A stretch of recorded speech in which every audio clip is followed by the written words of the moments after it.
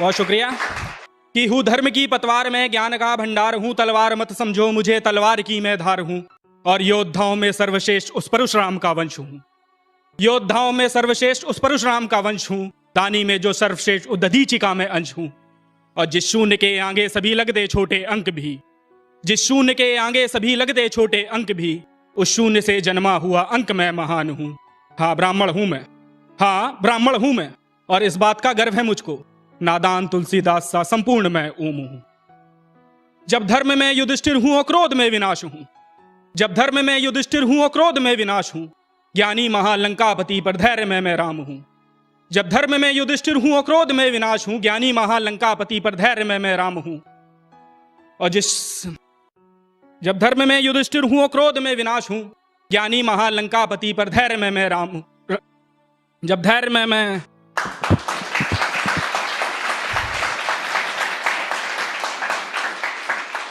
जब धर्म में युधिष्ठिर हूँ और क्रोध में विनाश हूँ। ज्ञानी महालंकापति पर धैर्य में मैं राम हूँ।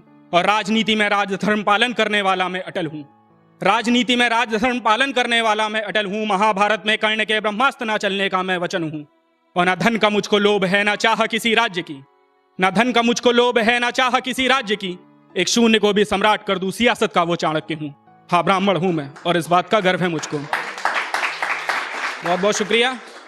कि मेरी शांति में भी युद्ध हूँ जब थाम लूं तलवार में। मेरी शांति में भी युद्ध हूँ जब थाम लूं तलवार में।